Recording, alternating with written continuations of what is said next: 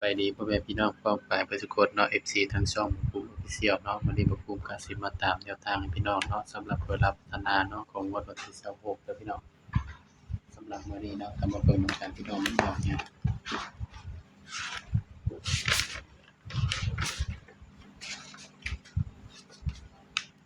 นี่เนาะให้เด่น901เนาะบัดนี้เบิ่งว่าผลมันออกนำกันพี่น้อง68 21 21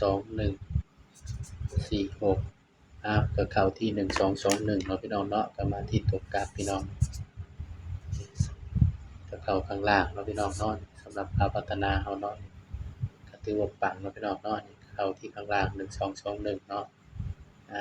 ก็ดีใจกับ FC บ่ภูมิเนาะพี่น้องเนาะก็ถือว่าปังพี่น้องเพราะฉะนั้นก็ไปตามกันต่อเด้อพี่ครับที่นี่ ตามกันต่อเลยเนาะพี่น้องเนาะการพัฒนาเฮาวันที่28พฤษภาคม68ไปฟังบ่ภูมิก็ดีใจนำเด้อพี่น้องเด้อ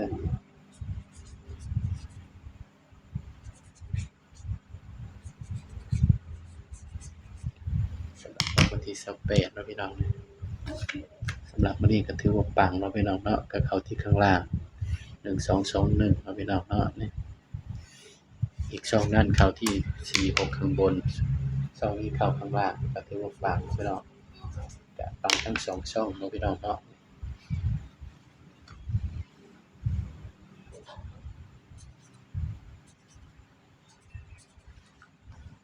สำหรับงวดวันที่28เนาะพี่น้องเนาะสำหรับตัวเด่นเด้อพี่น้อง4 5 6เนาะแต่ว่าตัวเด่นบ่ภูมิให้เด่น4กับ5เนาะครับเนาะก็มาจับคู่นำบ่ภูมิเลยพี่น้อง7 48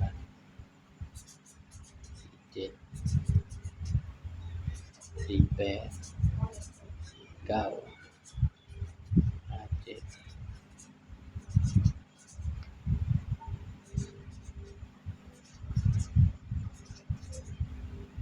นี่เด้อพี่น้องสำหรับแนวทางเวลาพัฒนาเนาะของงวดวันที่28พี่น้องเนาะสำหรับเด่นเนาะบ่ภูมิให้เด่น5เด่น5เด้อพี่น้องเด้อก็สิ6เป็นตัวรองเนาะพี่น้องเนาะสำหรับชุด3ตัวเนาะพี่น้อง879 645ถ้าว่าไปมักแนวทางบ่ภูมิก็ฝากพี่น้องกดไลค์กดแชร์กดติดตามช่องบ่ภูมิ Official ด้วยเด้อครับเด้อสำหรับคลิปนี้ก็ฝากไว้เพียงเท่านี้เนาะพี่น้องเนาะสวัสดีครับ